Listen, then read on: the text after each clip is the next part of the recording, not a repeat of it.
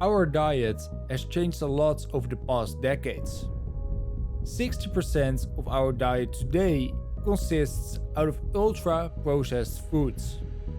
And those foods contain over 50% more sugar, salt, and unhealthy fats than in 1960. They also contain more artificial preservatives as stabilizers to extend their shelf lives for years. So here we have carboxymethylcellulose, CMC, which is one of the commonest emulsifiers used in the food industry. And I'm just going to demonstrate what happens when you just add water to it, and it very rapidly becomes like a glue. In 1960, foods like canned soups generally lasted between 6 to 12 months. Today, soups can often last 2 to 5 years. Chemicals like sodium benzoate, potassium sorbate, and all kinds of emulsifiers have become common in foods that used to have relatively short shelf lives. The reason is obviously longer lasting products for easier transport and more profit.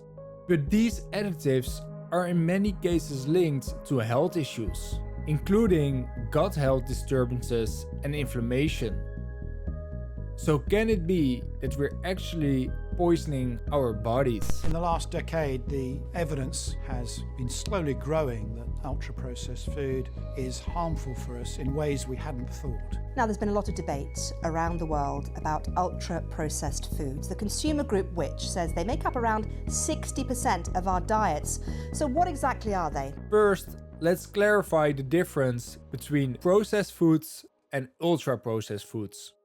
Processed foods includes anything that's been altered from its natural state, like canned vegetables, for example. Humans have processed food since we invented fire. Cooking or salting meat is also considered as processing food.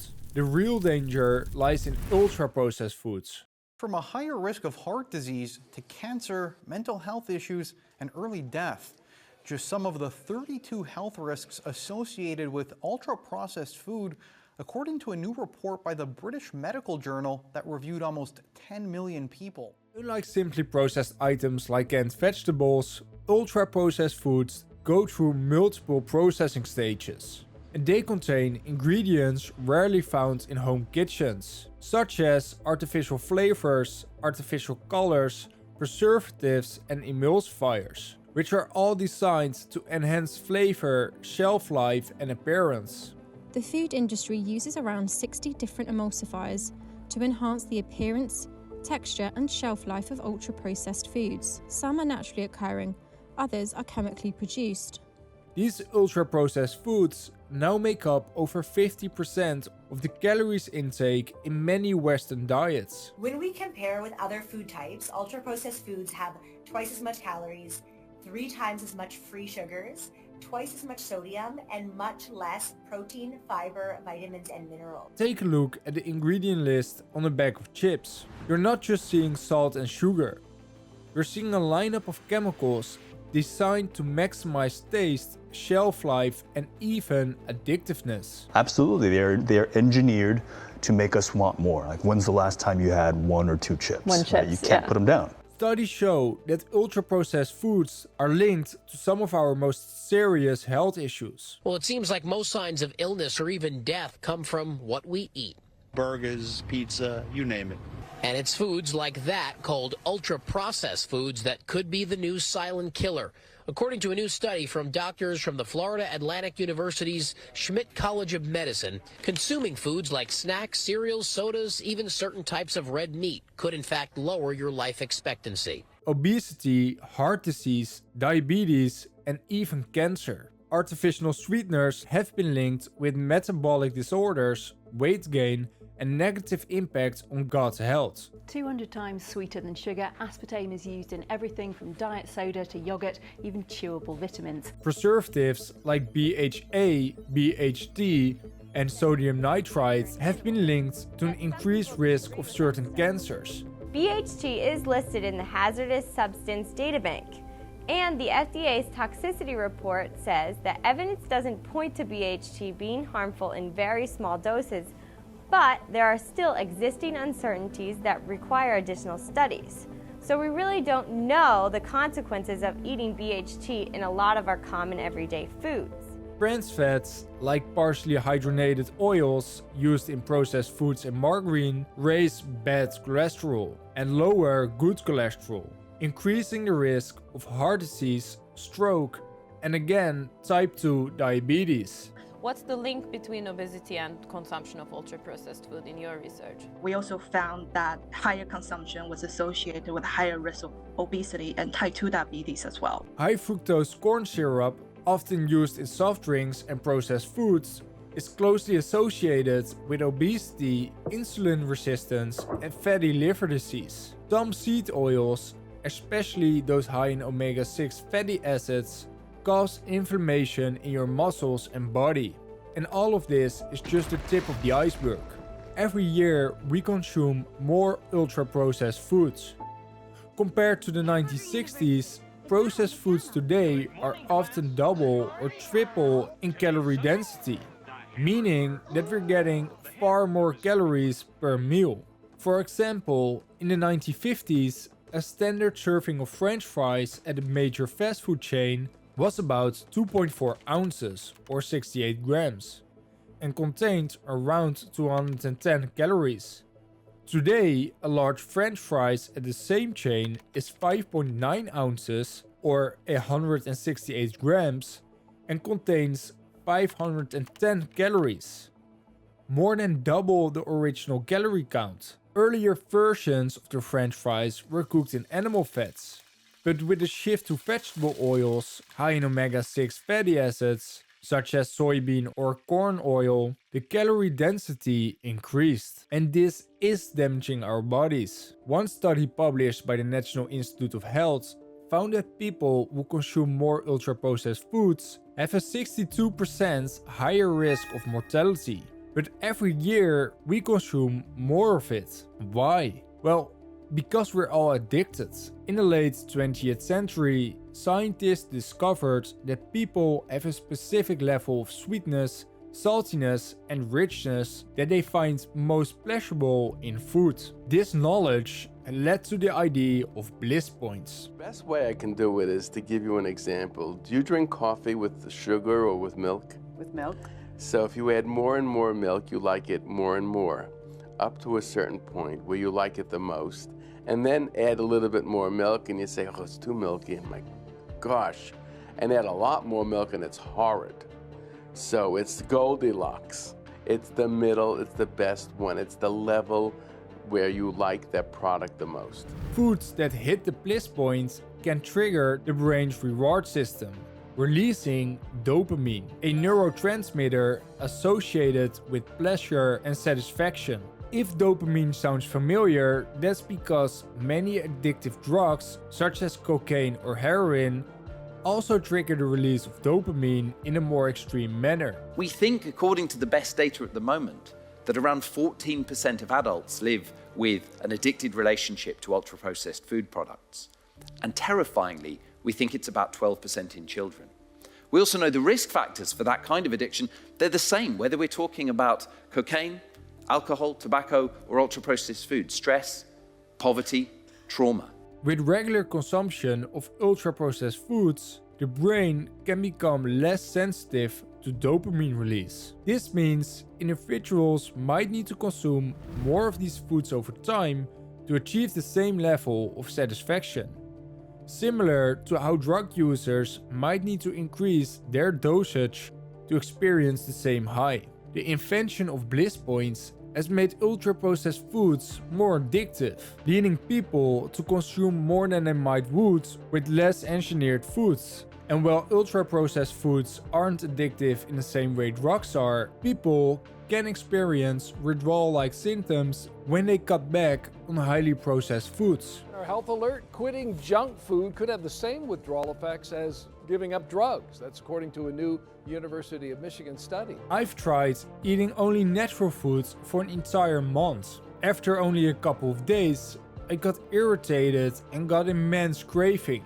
It was almost impossible to not eat ultra-processed foods. It was everywhere. Even some cheeses, like Gorgonzola and Camembert, are often artificially created with the help of chemicals the company DuPont delivers.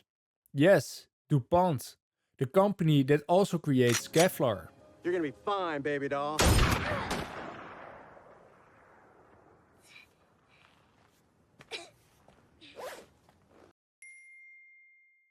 There seems to be no escape from their products.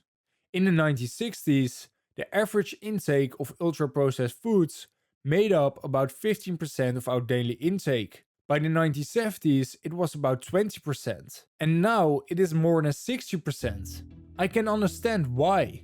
Ultra-processed foods last longer, and longer-lasting products means easier distribution, resulting in more profit. Using cheaper ingredients as additives as sweeteners results in lower costs, which in turn means more profits. And here comes the big problem. We can't stop them. The people responsible for safeguarding our food quality are directly connected with these big food companies. The current Secretary of Agriculture of the United States, Tom Vilsack, was the president and CEO of the US Dairy Export Council, a lobbying group for the dairy industry.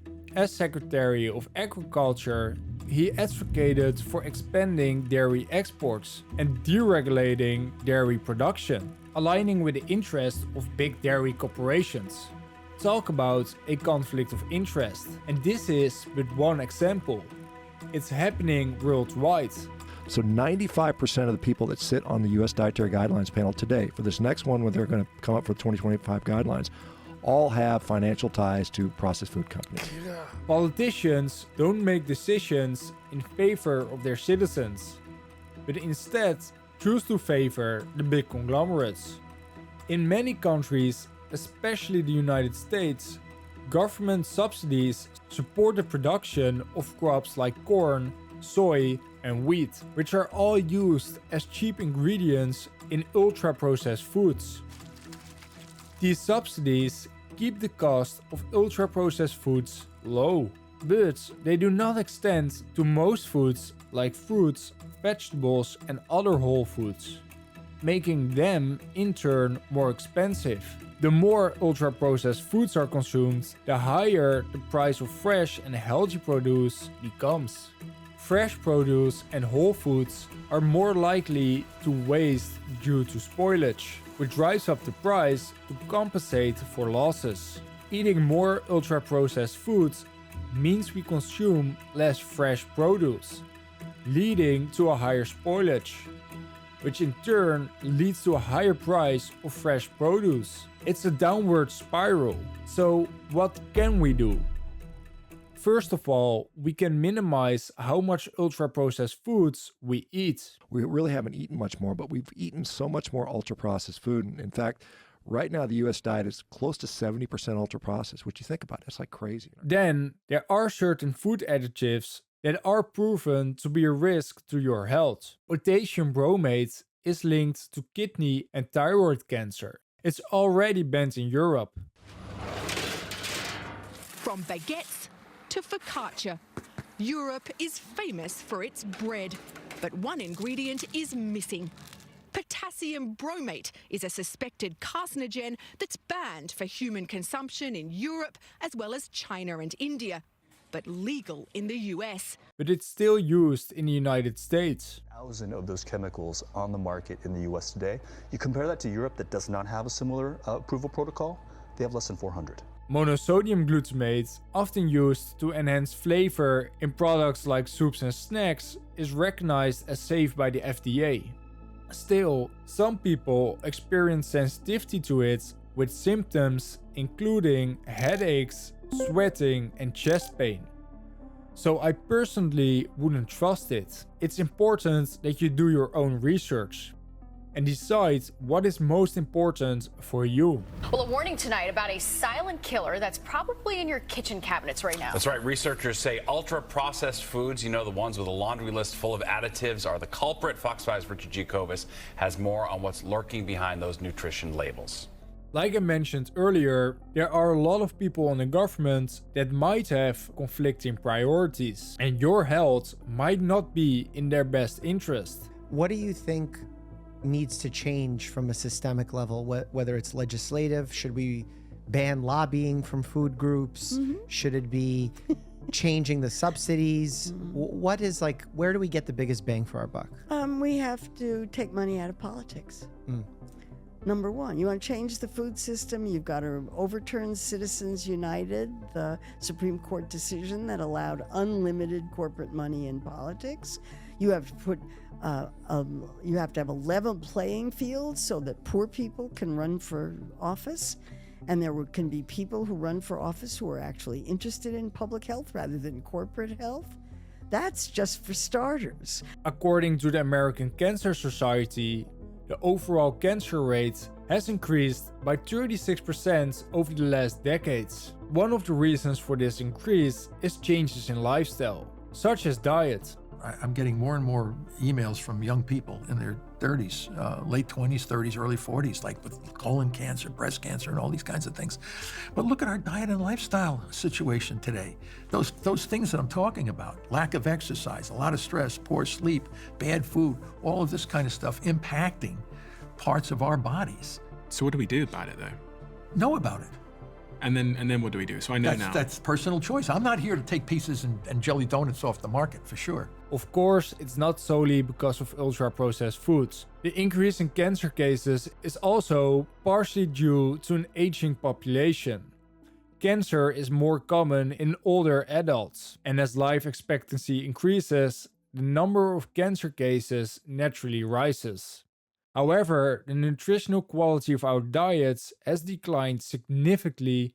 The still increasing consumption of ultra-processed foods, coupled with the rise in health problems, calls for immediate action. It is important for our government officials to take a stand. The people deserve policies that prioritize public health over corporate profits, including stricter regulations on harmful additives. There are more than 10,000 chemicals and additives allowed in food in the U.S., often in small amounts, but many have not been evaluated by the FDA in decades. The majority are safe, but some chemicals allowed here have been banned overseas after research has linked them to cancer and developmental or behavioral issues. And we should implement subsidies for sustainable agriculture that make whole foods more accessible and affordable. What do you think we should do?